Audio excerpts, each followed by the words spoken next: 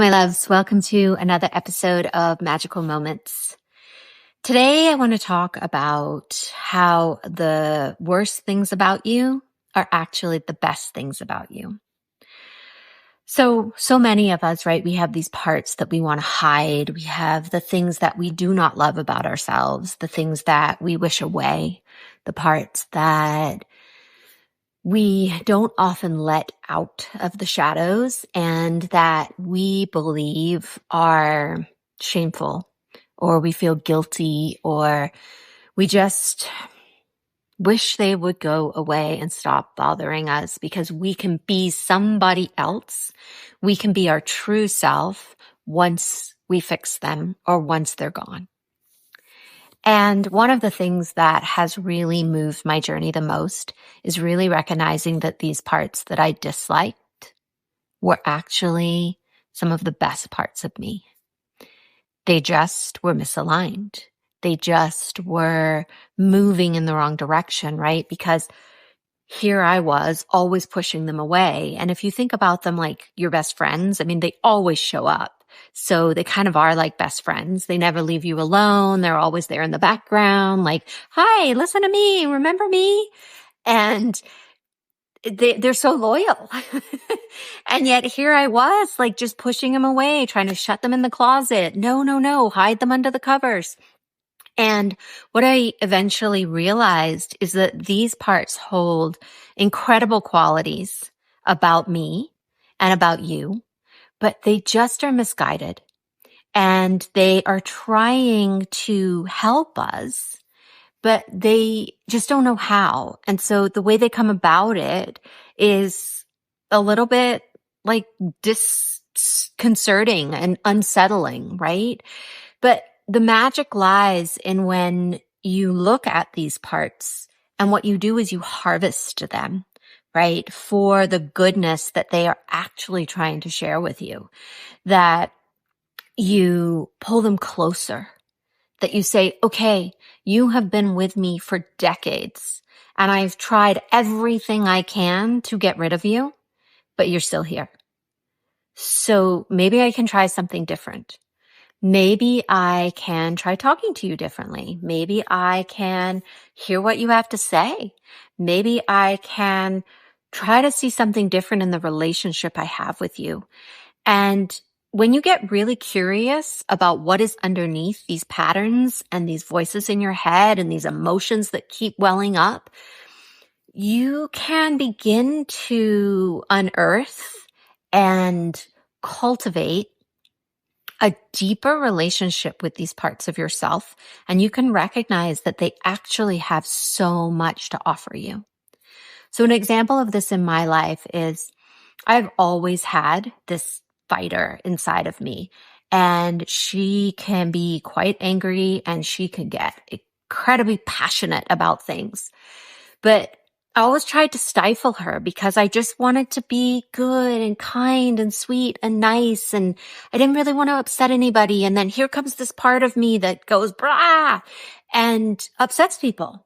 And then I'm like, oh, now I got to go and say sorry and clean it up. And let me try. I obviously did not have her under wraps today because she got out of the box again. And then on this journey, right, one of the things that I connected with and got really a deeper understanding of is that this part is never going to go away. This is me. This is a part of me that is vitally important in my mission, in my purpose, in my work, because somebody needs to fight for a better world for us. Somebody needs to fight for a better way of living and for aliveness and for passion and for being fully expressed, right? As women, especially. And what I realized is that I just had a misaligned relationship with her because I only let her out when I was angry or when I was frustrated or when I was in a triggered, right? And in a pattern. And I had no relationship with her in the way that she could fully support me.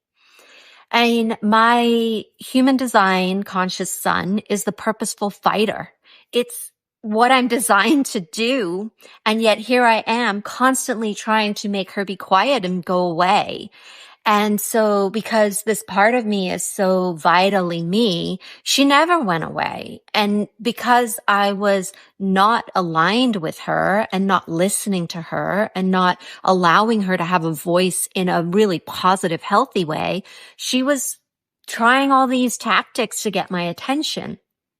And it was such a mind opening experience to really recognize that, wow, this part of me holds so much of my greatness. It holds a main purpose of why I'm here, but I was disconnected from it because I was ashamed of this part of me and I felt guilty and all the things. So the journey, right, is cultivating the relationship. It's pulling these parts close and teaching them a different way to express themselves, giving them a place, an outlet to have a healthy voice and to learn to work with these parts of you. And as I dove deeper in there, the shame went away, the guilt went away, and not only related to this, but other parts of my life where I was holding on to things that just didn't need to be held on to anymore, right? They had served their purpose. They were moving through me. They were moving out so that I could be authentically me and not holding on to these things that didn't support the place that I was going. But in order to move through them, we have to look at them first and we have to give them a voice. We have to give them a space to be able to come forward in the world to support us the way that they're supposed to. So now if I feel passionate about something, right? It's my cue to say, oh, I need to put some attention here because this part of me that is very connected to my authentic truth is trying to get my attention because there's a message here. There's something that she wants us to do. And there's something that is intended that I need this part of me because it's this growth, right? This place of where we can interconnect all these parts and see that they hold the wisdom that you're here to share, right? Your greatness lives in these places. And so getting to know them is vitally important. And I love to do practices where it's like, okay, here she is. I'm going to pull up a chair. I'm going to invite her to have a cup of tea with me and let's hash it out. Let's figure this out together, right? When we can look at these parts of us as if they are a part and they're a friend of ours, we can have a dialogue with them. We can have a conversation with them. We can include them in what we're doing. And it really is incredible what magic they can bring to the situation. Another example of this was years back, we were moving and I was super stressed, right? Moving is one of those big stressors in the world. And I could feel part of me so activated as I am packing boxes and trying to get our house ready to sell. And one of the things we were doing was putting colored duct tape on the different boxes so that when the movers moved us, they would know which room to put things in, like blue's the kitchen, yellow's the living room, et cetera, et cetera. And as I could feel this part of me being so activated and stressed, I sat down on the stairs and I said, hey, come over here. What's going on? And she told me, right? She was part of my little girl and my little girl was scared of moving because when we were young, we did a big move, moved countries and it was really terrifying for me. I was 6 and it was a big deal. And so that's who showed up. And as I sat there, I was like, hey, how can we make this fun for you? I said, what about if you go and put the colored duct tape on the different boxes for us? Does that sound like you could have fun doing that? And she's like, yeah. That sounds super fun. I was like, okay, go ahead. Go put the duct tape on. Obviously, right? That she's not really putting the duct tape on. She's me. But this is how our consciousness works. We get compartmentalized. And by giving her a task that was something fun, by hearing her, by connecting to her, it shifted and I was able to go and pack without this like angst in my belly and with this like my heart kind of patter, what's happening. Just by going through this simple exercise of calling this part of me close. So I offer these practices to you because I think it's super important that you pause, right? And you look at how are these parts really helping.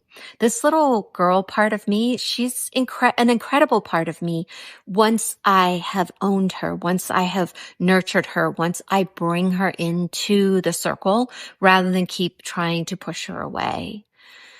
So I hope you find this helpful. I would love if there's any comments or questions, you can put them below or reach out. Thanks so much for being on this journey with us. I just love being here with you and really diving deep into these topics so that we can find the wholeness inside us, right? Find the authentic truth so that we can live from this place and we can go out into the world and really bring our gifts and share them for the good of us all.